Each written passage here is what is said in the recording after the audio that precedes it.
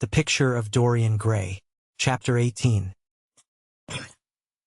The next day he did not leave the house, and indeed spent most of the time in his own room, sick with a wild terror of dying, and yet indifferent to life itself.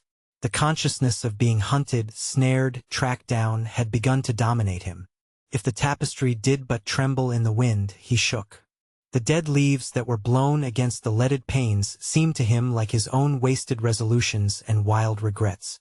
When he closed his eyes, he saw again the sailor's face peering through the mist-stained glass, and horror seemed once more to lay its hand upon his heart. But perhaps it had been only his fancy that had called vengeance out of the night and set the hideous shapes of punishment before him. Actual life was chaos, but there was something terribly logical in the imagination.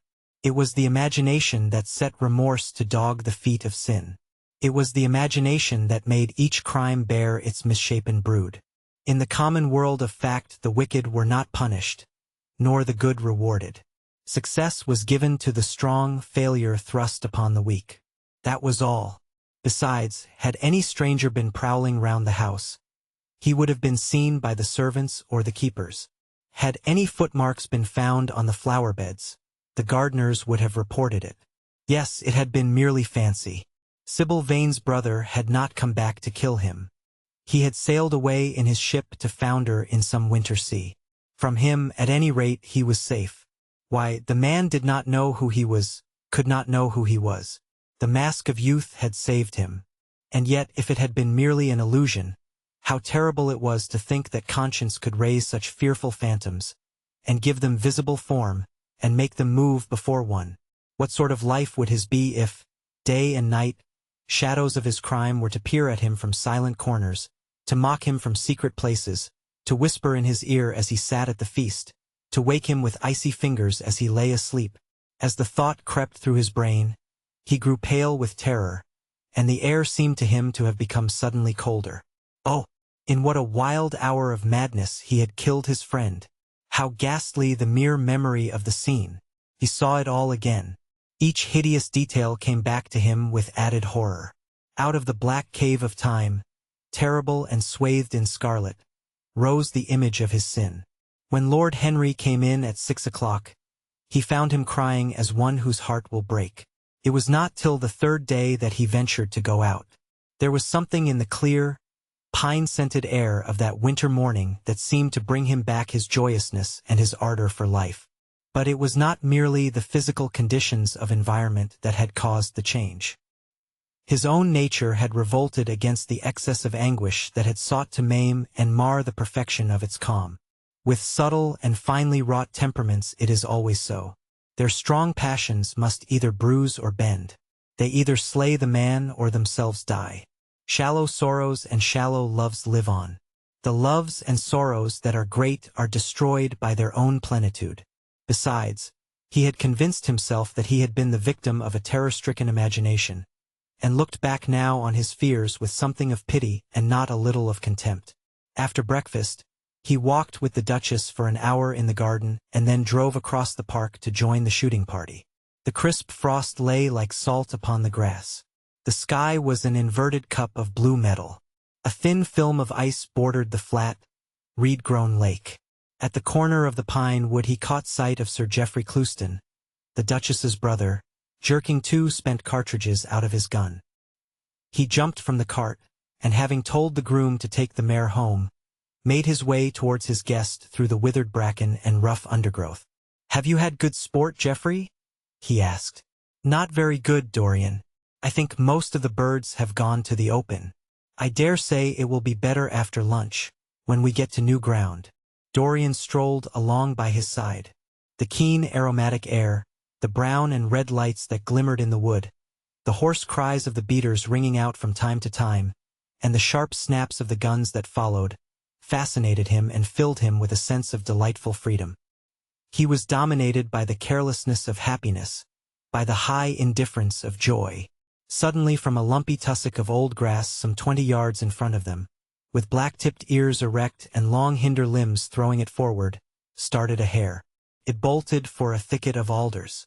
Sir Geoffrey put his gun to his shoulder, but there was something in the animal's grace of movement that strangely charmed Dorian Gray, and he cried out at once, "Don't shoot it, Geoffrey. Let it live."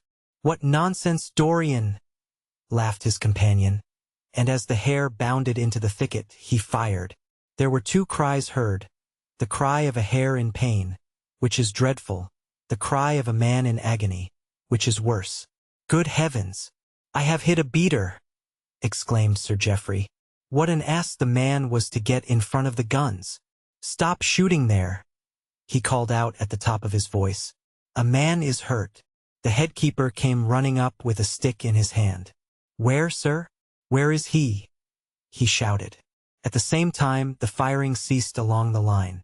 "Here," answered Sir Geoffrey angrily, hurrying towards the thicket. "Why on earth don't you keep your men back? Spoiled my shooting for the day."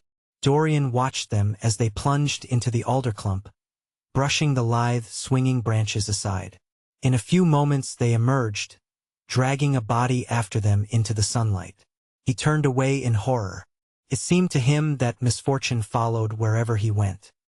He heard Sir Geoffrey ask if the man was really dead, and the affirmative answer of the keeper. The wood seemed to him to have become suddenly alive with faces. There was the trampling of myriad feet and the low buzz of voices. A great copper-breasted pheasant came beating through the boughs overhead. After a few moments, that were to him, in his perturbed state, like endless hours of pain, he felt a hand laid on his shoulder. He started and looked round. "Dorian," said Lord Henry, "I had better tell them that the shooting is stopped for today. It would not look well to go on." "I wish it were stopped forever, Harry," he answered bitterly. "The whole thing is hideous and cruel." "Is the man?" He could not finish the sentence. "I am afraid so," rejoined Lord Henry. "He got the whole charge of shot in his chest. He must have died almost instantaneously. Come, let us go home." They walked side by side in the direction of the avenue for nearly 50 yards without speaking. Then Dorian looked at Lord Henry and said with a heavy sigh, "It is a bad omen, Harry, a very bad omen." "What is?" asked Lord Henry. "Oh, this accident, I suppose. My dear fellow, it can't be helped. It was the man's own fault. Why did he get in front of the guns? Besides, it is nothing to us. It is rather awkward for Geoffrey, of course. It does not do to pepper beaters. It makes people think that one is a wild shot.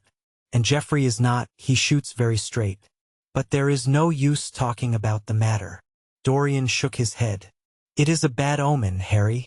I feel as if something horrible were going to happen to some of us. To myself, perhaps," he added, passing his hand over his eyes, with a gesture of pain. The elder man laughed. "The only horrible thing in the world is ennui, Dorian. That is the one sin for which there is no forgiveness. But we are not likely to suffer from it unless these fellows keep chattering about this thing at dinner. I must tell them that the subject is to be tabooed. As for omens, there is no such thing as an omen. Destiny does not send us heralds. She is too wise or too cruel for that. Besides, what on earth could happen to you, Dorian? You have everything in the world that a man can want. There is no one who would not be delighted to change places with you. There is no one with whom I would not change places, Harry. Don't laugh like that. I am telling you the truth. The wretched peasant who has just died is better off than I am. I have no terror of death. It is the coming of death that terrifies me. Its monstrous wings seem to wheel in the leaden air around me. Good heavens! Don't you see a man moving behind the trees there? Watching me? Waiting for me? Lord Henry looked in the direction in which the trembling gloved hand was pointing. "Yes," he said, smiling. "I see the gardener waiting for you. I suppose he wants to ask you what flowers you wish to have on the table tonight. How absurdly nervous you are, my dear fellow. You must come and see my doctor when we get back to town." Dorian heaved a sigh of relief as he saw the gardener approaching. The man touched his hat, glanced for a moment at Lord Henry in a hesitating manner, and then produced a letter which he handed to his master. "Her Grace told me to wait for an answer," he murmured. Dorian put the letter into his pocket. "Tell her Grace that I am coming in," he said coldly. The man turned round and went rapidly in the direction of the house. "How fond women are of doing dangerous things," laughed Lord Henry. It is one of the qualities in them that I admire most. A woman will flirt with anybody in the world as long as other people are looking on. How fond you are of saying dangerous things, Harry.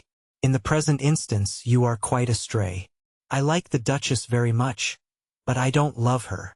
And the Duchess loves you very much, but she likes you less, so you are excellently matched. You are talking scandal, Harry, and there is never any basis for scandal. The basis of every scandal is an immoral certainty, said Lord Henry, lighting a cigarette. You would sacrifice anybody, Harry, for the sake of an epigram. The world goes to the altar of its own accord, was the answer. I wish I could love, cried Dorian Gray with a deep note of pathos in his voice. But I seem to have lost the passion and forgotten the desire. I am too much concentrated on myself. My own personality has become a burden to me. I want to escape, to go away, to forget.